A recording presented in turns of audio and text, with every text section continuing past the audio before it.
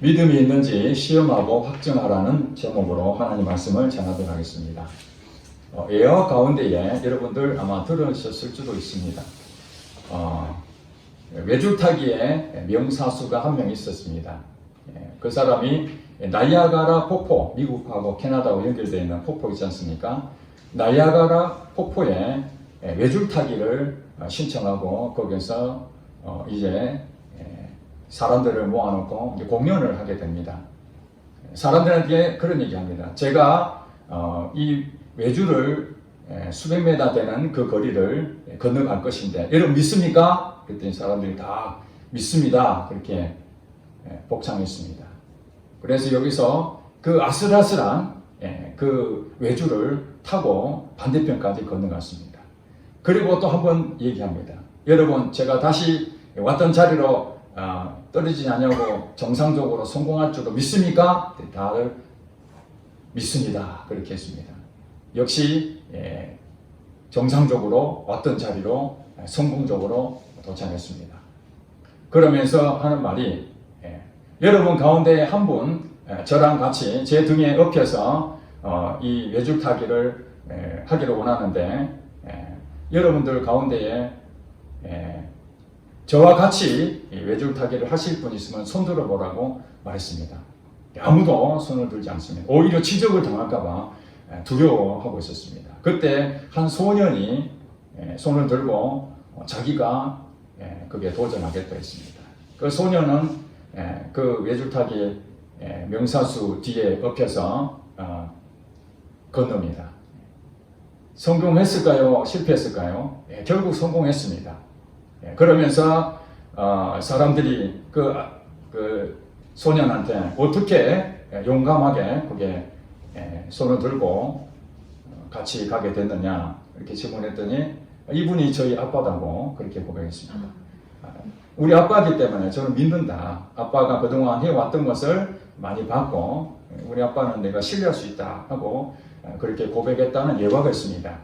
많은 사람들은 외줄타기 하는 그 명사수의 그 참 놀라운 그 성공하는 그것을 보면서 믿는다고 고백을 했지만 정작 자기 자신이 그 믿는 분이면 그 뒤에 타서 건너갈 걸로 생각해야 되는데 막상 자기가 그게 주체자가 됐을 때는 믿음은 다 없어져 버리는 거죠.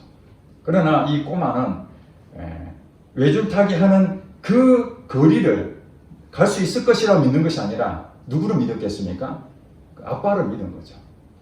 우리도 그렇습니다. 신앙생활에 굉장히 단순합니다. 하나님을 믿는 것입니다. 우리가 예수 믿고 구원받았다 그러고 난 다음에 많은 어려움들이 있는데 그 과정에서 신앙생활하는데 굉장히 어렵다고 그렇게 생각합니다. 물론 어려운 점도 있지요. 그러나 성경 전체를 봤을 때에 우리에게 주시는 분명한 거 한 가지 있다면 그건 믿음이라는 겁니다.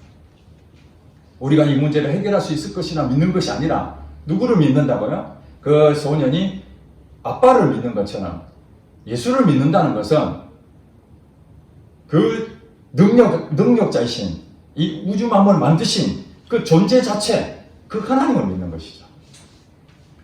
그러므로 우리가 하나님을 믿는다는 것은 하나님을 존중해 드리는 겁니다.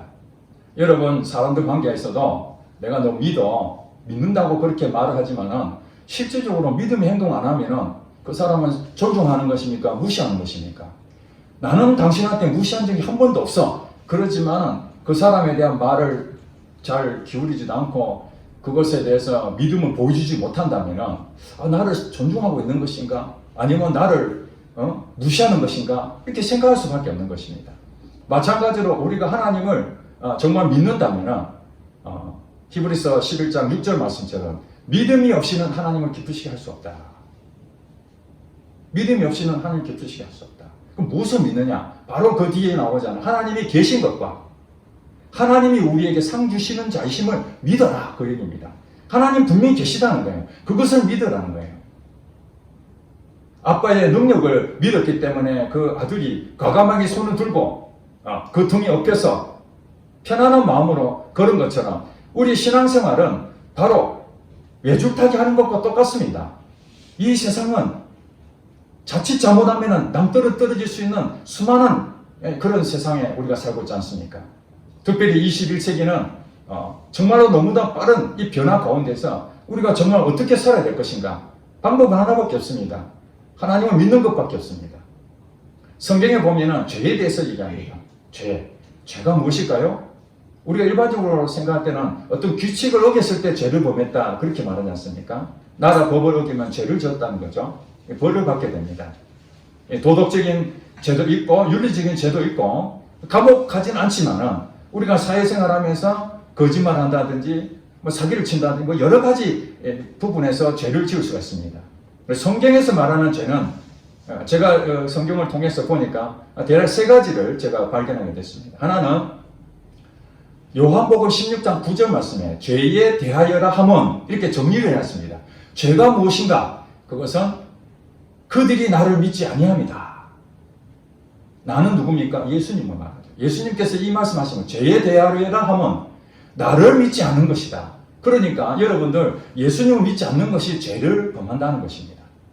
여러분 예수님 믿고 있다고 생각하시죠? 그러면 예수를 믿는다면 그 믿음대로 나타나는 것이 있어야 되겠죠. 예수님 믿습니다 해놓고 고백은 그렇게 하는데 예수님 말씀대로 살지 않는다면 예수님을 믿는 겁니까? 안 믿는 것입니까? 안 믿는 것이죠. 잘 아셔야 됩니다. 내 말을 듣고 순종하는 자는 반석에 세운 집이요 내 말을 듣고 순종치 아니한 자는 모래 위에 지은 집이다 이렇게 말씀했지 않습니까? 예수님 말씀을 예수님 믿는 사람에게 얘기하는 거예요. 예수님 믿는다고 하지만은 실천하지 않는다면 그 믿음은 파산나는 것이에요. 아무것도 아닌 거예요. 그래서 야고보 선생이 그런 얘기 하잖아요. 행함이 없는 믿음은 죽은 믿음이다. 결국 믿음이라는 것은 실제로 그 말씀대로 우리가 순종하는 거예요. 그대로 따라가는 것입니다. 또 이 죄에 대해서 말씀하시기를 야고보서 4장 17절 말씀에 선한 일을 행할 줄 알고도 하지 아니하는 것이다. 이 선한 일이 무엇입니까? 하나님이 바로 선하신 분이기 때문에 하나님 말씀이 바로 선한 것입니다. 그 말씀대로 행하지 않는 것이 죄라는 거예요. 그러니까 믿음하고 관계 있는 거죠. 믿음으로 예수님을 믿지 않는 것이 죄라 그랬잖아요. 그리고 로마서 14장 23절 말씀에 정확하게 믿음과 죄의 관계에 대해서 얘기하고 있습니다. 믿음으로 하지 아니한 것이 죄다. 믿음으로 하지 아니하는 것이 죄다. 여러분들 살면서 죄를 짓는 것이 무엇인가? 도덕적으로, 윤리적으로 그것만 생각할 것이 아니라 내가 예수님 믿지 않는 것이 죄고 여기는 예수님을 믿는다 하면서 불순종하는 것이 죄고 믿음으로 하지 아니한 것이 죄다고 했습니다. 그 믿음 무엇입니까? 선한 일을 행해야 되는데 하지 않는 것이 죄라는 거예요. 자, 그러면 여러분들이 죄가 무엇인지 알아졌죠? 그게 죄라는 것은 그냥 죄의 문제고 믿음은 따르고 말씀은 따르고 기도는 따르고 이런 개념으로 받아보지 마시고 다 연결되어 있습니다. 하나님께서 우리에게 순종하라. 순종이 무엇입니까? 바로 믿음에 대한 부분이요. 그 믿음은 어디서 납니까? 들음에서 난다고 로마서 10장 17절 말씀 그렇게 말합니다.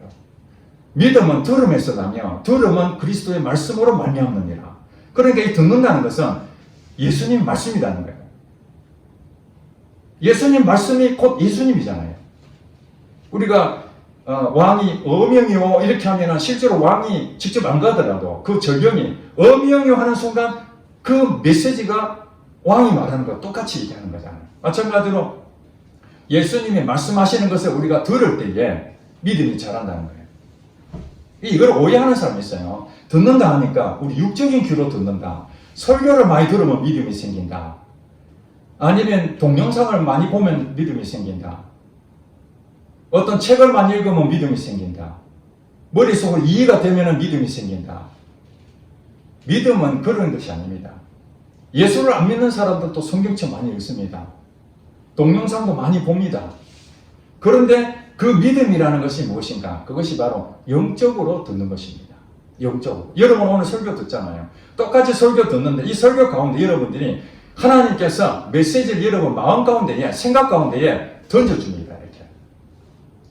다 똑같이 여러분 설교를 듣는데 끝나고 난 다음에 한번 나눠보십시오. 그러면은 똑같이 설교를 들었는데 어떤 사람은 여기에서 은혜 받았고 어떤 사람은 여기서 은혜 받았고 전혀 은혜 받은 내용이 다릅니다.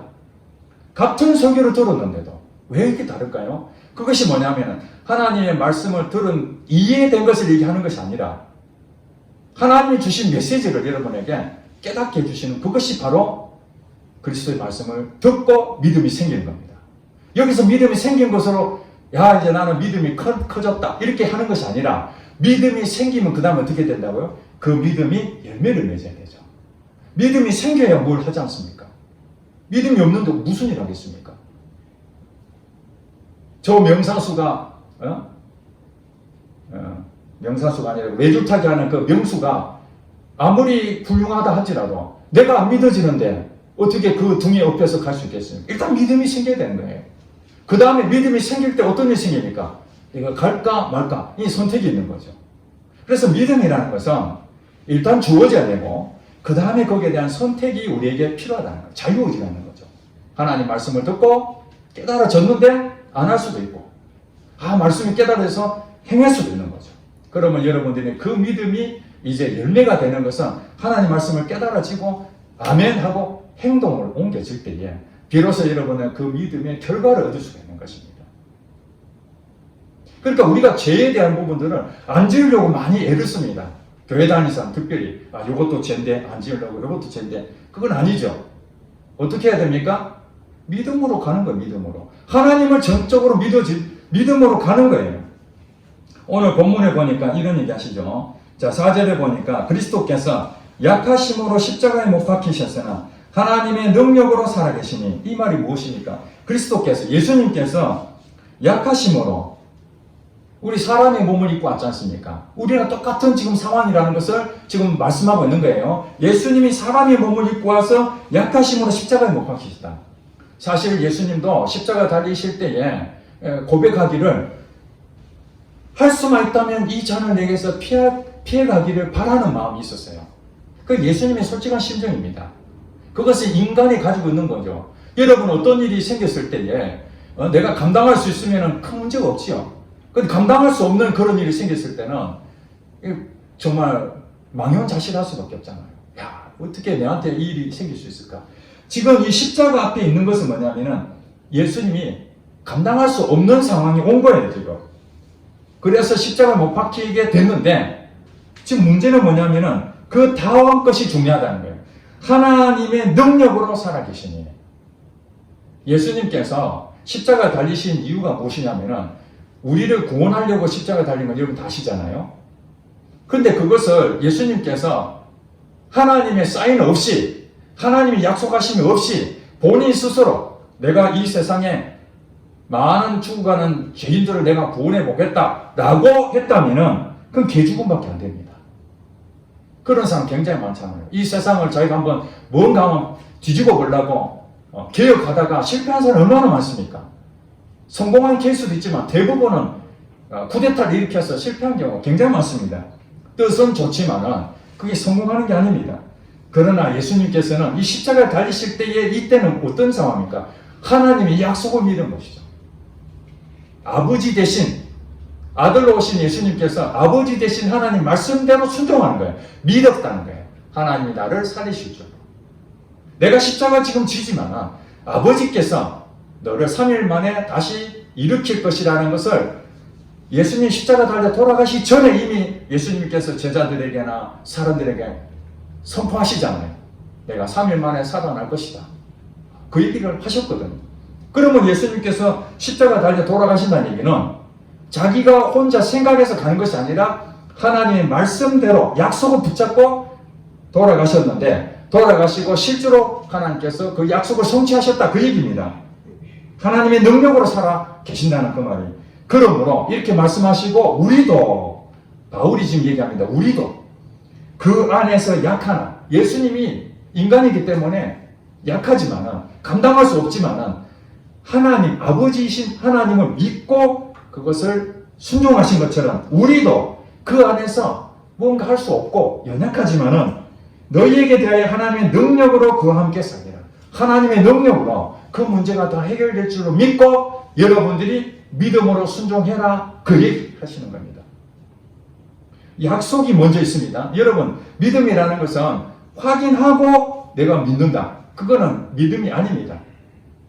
자, 대출을 빌릴 때 크게 두 가지가 있습니다. 담보대출이 있고 신용대출이 있습니다. 담보대출은 사람을 보지 않습니다. 집 문서만 있으면 됩니다. 땅이 있으면 됩니다. 그것이 볼모로 잡혀서 돈을 빌려주기 때문에 그 사람이 거짓말하든 아니면 그 사람 인격이 문제는 안 갚으려고 애를 써도 상관없습니다. 이 문서만 있으면 돈을 빌려줄 수 있습니다. 이것은 믿음으로 말하지 않습니다. 그러나 땅도 잡히지도 않고 아무것도 없는데 그 사람의 신용을 보고 이 사람은 정말 이 대출해주면 기업을 잘 일으키겠구나. 보니까 능력도 괜찮고 아이템도 괜찮고 돈 빌려줍시다. 혹시 돈 떼이면 어떡하지? 떼이면 어떡하나? 그래도 믿어야 되지. 이러고 대출해주는 게 신용대출입니다. 그것은 사람 보고 믿어주는 겁니다. 사람 보고. 그러니까 확인하고 무언가 액션을 취하는 것은 그 믿음이 아니에요. 반대로 믿고 난 다음에 어떤 일을 결과되는 것이 바로 성경에서 말하는 것입니다. 오늘 히브리서 11장 1절 말씀은 믿음은 바라는 것들의 실제다. 보이지 않는 것들의 증거다. 믿음이라는 것은 보여줘봐.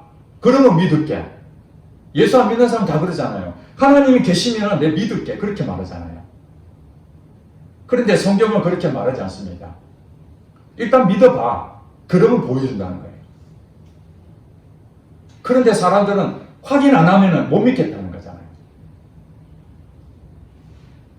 예수 믿는 사람들도 마찬가지입니다. 왜 여러분들이 믿음을 잘하지 못합니까? 여러분 병이 있잖아요. 그 병원에 가도 잘 안 낫고 그러면 어떤 일이 생깁니까? 할 수 없이 기도해야 되겠다. 감기 걸려서 기도하는 사람 별로 없잖아요. 그냥 약 먹고 하든지 한 일주일, 2주일 잘 버티고 몸 잘 보살피면은 거의 다 낫잖아요. 그런 병 말고 오랫동안 10년, 20년 병원에 가도 원인도 모르고 원인이 알더라도 치료가 안 되고 노화돼가지고 더 이상 방법이 없다. 그냥 그대로 지내야 된다. 이럴 때에 우리가 어떻게 생각해요? 하나님 기도하자. 하나님 질병을 고쳐달라고. 그런데 두 가지 반응이 있겠죠. 그 기도했는데 진짜 내 몸이 완전히 나아버렸어요. 그러면 여러분이 어떤 생각합니까? 이야, 하나님께서 내 병을 나았구나. 그때 어떤 마음이 들죠? 확신이 생기잖아요. 믿음이 생기는 거죠. 그 전까지는 낫는지 안 낫는지는 모르겠지만 그래도 하나님이 기도하면 나을 것이라고 그렇게 일단 믿어봤잖아요. 그리고 기도를 했습니다. 믿음의 기도를 한 거예요. 그랬는데 하나님께서 감사하게도 내 몸을 치유해 주면은 이야, 하나님께서 내 병을 고쳤구나. 다음에 여러분들이 병이 걸리면 어떤 일이 있겠습니까? 병원 먼저 가겠습니까? 하나님한테 먼저 기도하겠습니까? 하나님한테 먼저 기도하겠죠. 그 믿음이라는 것은 겨자씨만한 그 조그마한 것이 한 번 하고 난 다음에 그 다음부터는 조금 더 점점 더 믿음이 커집니다. 물질도 마찬가지입니다. 물질도 먼저 주라. 그래야만 채워줄 것이다. 이게 약속이잖아요. 그런데 하나님 채워주시면 내가 줄게요.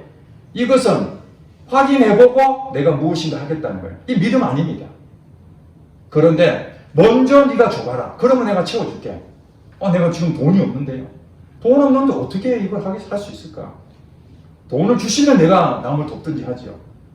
그러니까 믿음이 안 자라는 겁니다. 믿음이 자라는 거는 하나님이 약속하셨으니까 약속의 말씀 믿고 간다. 그렇게 하는 거죠. 여러분 자신을 믿으면 안 됩니다. 여러분이 교회 다닌다 해서 교회 일이 다 하나님 일이 아닙니다. 때로는 인간의 방법으로 하는 일도 많고요. 하나님이 원하시는 그 방법들을 교회에서뿐만 아니라 여러분 직장에서도 가정에서도 하나님이 주신 사인대로 하나님 약속을 믿고 가십시오. 그러면은 하나님 책임집니다. 그러니까 제일 중요한 게 무엇입니까? 결국에는 하나님의 사인을 먼저 드려야 되는 겁니다. 하나님이 내게 약속하지 않았는데 내가 확신을 가지고 이렇게 하면 하나님이 복 주실 거야 하고 달려갔는데 실패를 할 때 어떤 생각 듭니까? 하나님이 약속이 없기 때문에 거기에 대한 확신을 못 갖는 거예요. 약속에 대한 부분에 대해서 어느 목사님이 간증한 걸 제가 들었습니다. 그 시골교회 목사님입니다. 교회가 부흥되지 아니하고 그냥 이렇게 밥 먹고 살 수는 있죠. 예, 성도들도 잘 섬겨주고. 그런데 어느 날 이대로 살면 너무 부끄러워서 복음을 전해야 된대. 복음을 전할 수 있는 그런 부분들 일도 제대로 안 하고 농땡이 부리는 자기 모습 발견하고 하나님 앞에 하나님 제게 영권을 주시고 물권을 주시고 인권을 주셔서 아버지 이 지역에 죽어가는 영혼을 살릴 수 있도록 은혜를 달라고 기도하기 시작했습니다. 그랬더니 하나님이 자기 마음속에 여기 동네 주민들에게 관광을 시켜줘라는 그런 메시지를 줬습니다. 이 사인을 줬습니다. 관광하려고 그러면 돈이 좀 들지 않습니까? 그냥 보낼 수 없고 온천도 해줘야 되고 또 놀거리도 해야 되고 선물도 줘야 되고 돈이 많이 드는 겁니다.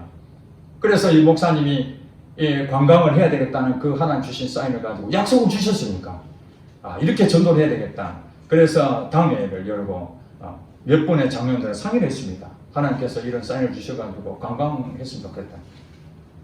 그 장로님들 전부 다 반대를 하는 겁니다. 아유 목사님 우리 교회 재정도 바닥인데 무슨 돈으로 그걸 한단 말입니까? 반대입니다. 당회에서 부결됐습니다. 목사님은 정말 더 하고 싶은데 그럼 사비로라도 할 수밖에 없잖아요. 교회에서 돈을 안 된다면 하나님은 그 마음을 주셨어요. 분명히 돈도 주실 것이다. 그렇게 믿고 사모한테 얘기했습니다. 당신이 돈을 좀 어떻게 구해야 되겠다. 교회에서는 재정 지원을 못한다 하니까 그 사모가 그럽니다. 당신 우리 집이 형편이 어떤지 교회에서 주는 사례비가 뻔한데 몇 달치나 들어가는 이 사례비를 어디서 내가 만든단 말입니까? 당신 그거 포기하세요. 아무리 전도도 좋지만 우리 형편도 살펴야 되지. 동의할 수가 없다. 이 사모도 안 된다고 그러고 교회도 안 된다고. 이 목사님이 이제 관광을 하겠다고 광고를 그냥 해버리고 난 다음에 돈은 내가 책임지겠다 하고 지금 저지는 거예요. 시간은 다가오죠. 방법이 없는데. 하루는 예배 가운데에 목사님이 설교를 하는데 저 뒤에서 사모님이 손을 막 흔들었습니다. 그리고 목사님이 설교 가운데에 사모가 손을 드는 경우가 없잖아요. 다 뭐 예배 마치고 개인적으로 얘기하든지 하는데 설교 가운데 사모님이 저 뒤에서 손을 막 흔들었어요. 그래서 설교하다가 중단하고 나오라고. 그랬더니 그 사모가 앞에 나와서 성도들 앞에 고백을 합니다.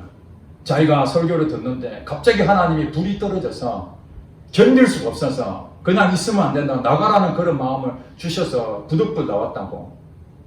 자기가 얼마 전에 목사님께서 관광을 통해서 전도를 하겠다는 그 마음을 가지셨는데 가정 형편이 어려워서 그걸 자기가 동의하지 못한 그것에 대해서 너무 하나님 앞에 죄송하고 하나님이 말씀대로 순종하지 못한 자기 죄가 너무 잘못됐다 해가지고 그 성도들 앞에 다 회개했다는 것입니다.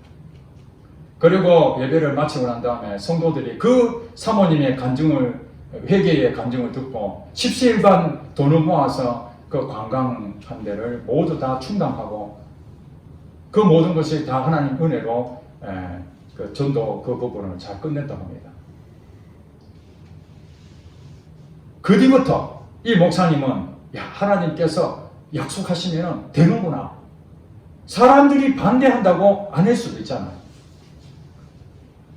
저도 사실 여러분 뭐 아실 수 있겠지만은 개척하고 얼마 안 돼서 성도가 한 20-30명 됐는데 큰 교회 같으면은 그럴 수 없지만은 여러분들에게 정말 조금이라도 축복해주고 싶은 그런 마음이 어느 날 왔습니다. 그래서 주일 난예배 때 가장 많이 모이니까 난예배 때 안수기도를 좀 해주고 싶다. 그런 마음이 들었습니다.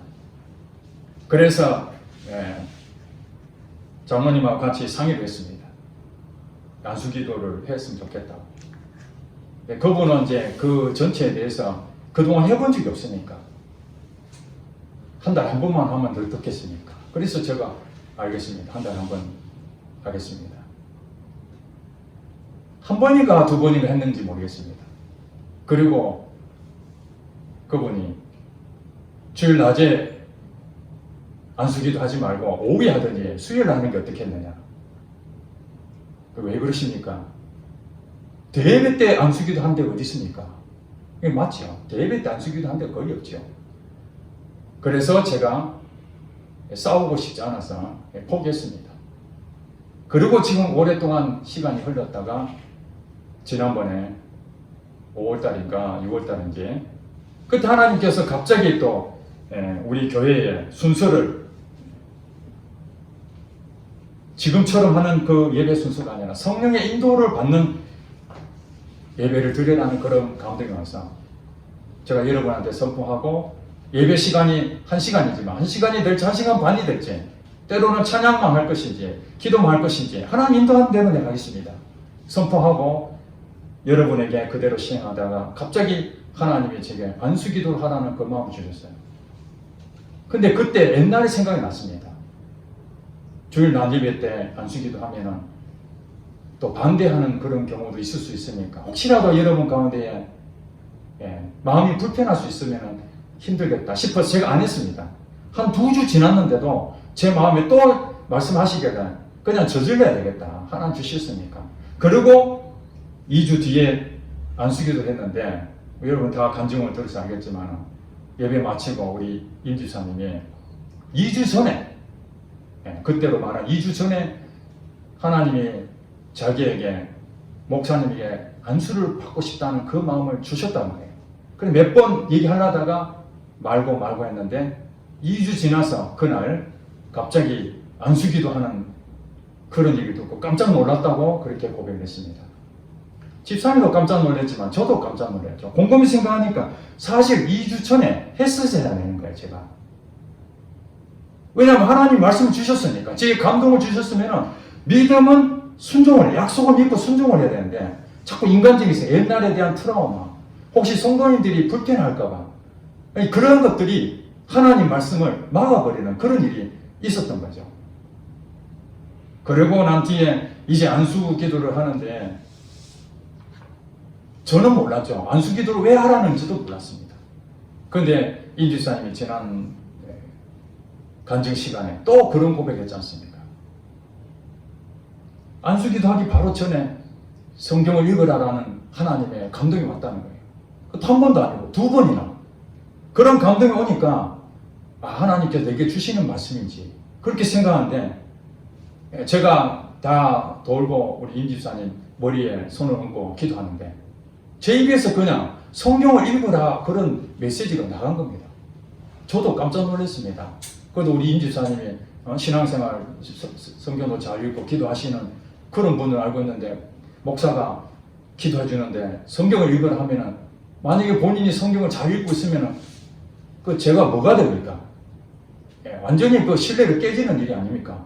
하면서도 마음에 한편으로 야 이거 괜히 이렇게 나온 건가 그런 생각이 들었었습니다. 그랬는데 이제 집사님이 그 간증을 한 거예요. 안수 받기 전에 하나님께서 먼저 2번이나 성경을 읽으라는 그 사인을 받았고 난 다음에 제가 성경을 읽으라니까 하나님께서 본인에게 성경을 읽으라는 메시지를 하는 것을 분명히 깨닫고 성경을 앞으로 읽어야 되겠다 더 많이 그렇게 고백하니까 제가 더 놀랐어요. 또 왜냐하면 저는 임지사님 상황을 전혀 모르거든요. 추정을 할 수 있지만은 그런데 하나님께서 기도하라 해서 기도하고 하나님 주신 메시지대로 선포했더니 그 일이 일어나는 거예요. 근데 제가 이런 얘기를 이번에 처음 겪는 것이 아니라 오래전부터 기도해 왔던 겁니다. 하나님, 우리 예배 가운데에 성령님, 이 가운데에 정말 기름 부음이 넘치고 막 뜨거운 그런 찬양도 하고 또 하나님 이곳에서 병도 낫는 역사가 일어나게 해달라고 그랬더니 작년 언제인지 기억은 안 나지만은 거의 1년 전쯤 된 것 같습니다. 성도를 위해서 치유 기도를 하라는 그런 마음을 주셔서 지금 한 1년 가까이 치유 기도를 하고 있지 않습니까? 어떤 사람은 그렇습니다. 아니 1년이 됐는데도 이렇게 아무것도 일어나지 않는데 여러분들이 생각할 때도 별로 믿어지지 않겠죠? 저도 똑같습니다. 한 번만에 그냥 여러분들이 병이 낫고 잃어버리면 제가 얼마나 좋겠습니까? 그런데 기도해도 안 낫고 그 성경을 찾아봤습니다. 내가 지금 잘못하고 있는 건가? 성경에 보니까 아브라함이 그러더라. 아브라함. 하나님께서 아들을 준다는 것을 1년 후에 주겠다고 약속했으면 쉽게 기다리면 되는데 25년 전에 아들을 주겠다 약속해놓고 아들을 안 주는 거예요. 준다고 약속을 했는데 하나님 무슨 얘기 하시는 겁니까? 나를 믿으라는 거죠. 약속을 붙잡고 믿으라는 거예요. 언제 줄지는 우리가 모르지만은 끝까지 하나님 약속을 붙잡고 가면은 반드시 주신다는 것이 아브라함을 통해서 이삭을 준 그 우리 사건 아닙니까? 그렇죠? 그것을 알고 난 뒤부터 그 다음에 아브라함이 사람이 달라졌어요. 그전에는 아들이 없을 때는 약속은 있지만 아들이 없을 때는 자기 여종을 통해서 그렇게라도 아이를 가져야 될까 이렇게 생각해서 실제로 그렇게 해봤잖아요. 하나님 약속이 아니라고 그러잖아요. 나중에는 이렇게까지 갑니다. 하나님께서 그 아들 이삭을 바쳐라, 제물로 바쳐라. 그가 믿지 않았으면, 하나님 믿지 않았다면 아니 아들을 주실 때는 언제고 왜 빼앗아 가지? 여러분 논리적으로 이해가 됩니까? 논리적으로는 이해가 안 됩니다. 그랬는데 그가 아침 일찍 일어나서 그 아이를 데리고 모리아산으로 가지 않습니까? 성경에 보니까 그렇게 얘기합니다. 아브라함이 일찍 일어나서 그 이삭을 실제로 죽이려고까지 했습니다. 죽이려고 신용을 한 것이 아니라 죽이려고 했었습니다. 그런데 거기에 대해서 정확하게 해석하기를 아브라함은 그 아들이 죽어도 하나님께서 다시 살리실 줄 믿었다고 그렇게 적어놨습니다. 예수님께서 십자가에 돌아가시지만 아버지 하나님께서 다시 살리실 줄 믿고 십자가에 간 것처럼 아브라함도 그 아들, 하나님 주신 그 아들을 내가 죽여도 다시 살리실 것을 이 아브라함 믿었다는 거예요. 그래서 그가 믿음의 조상이 된 겁니다. 우리가 믿는다는 것은 처음이 어렵죠. 앞으로 여러분 가운데에 질병이 낫는 것을 제가 기도하고 있는데 아마 속출할 것입니다. 왜냐하면 저는 사도행전 1장 8절 말씀을 믿고 있거든요. 성령이 너희에게 임하시면 권능을 받고 예루살렘과 유대와 사마리아와 땅끝까지를 내 증인이 되리라. 저는 증인 되고 싶습니다. 그 증인이 되고 싶은데 저부터 성령이 충만해지고 그 다음에 제가 예루살렘이면 여러분 온 유대죠. 우리 교회에 있는 성도들 성령이 충만한 기름 부으심 여러분에게 다 흘러가서 여러분이 가지고 있는 그 문제들이 해결되고 그 다음 여러분을 통해서 이제 사마리아와 땅끝까지 하나님이 살아계신다. 이거 증명하는 거. 이것이 저의 기도의 제목입니다. 지금 이루어진 거 아무것도 없죠. 그러나 하나님께서 아브라함 약속을 주신 것처럼 제 약속을 믿습니다. 하나님은 살아계시기 때문에 5절 말씀 그렇게 얘기하잖아요. 너희는 믿음 안에 있는가 너희 자신을 시험하고 너희 자신을 확정하라. 예수 그리스도께서 너희 안에 계신 줄을 너희가 스스로 알지 못하느냐. 그렇지 않으면 너희는 버림받은 자니라. 이렇게 설명하고 있습니다. 여러분들이 내가 지금 하나님을 믿고 있느냐 하는 것은 무엇입니까? 예수님이 내 안에 계신 줄을 너희가 알고 있다면 그걸 믿고 행동을 하라는 거예요.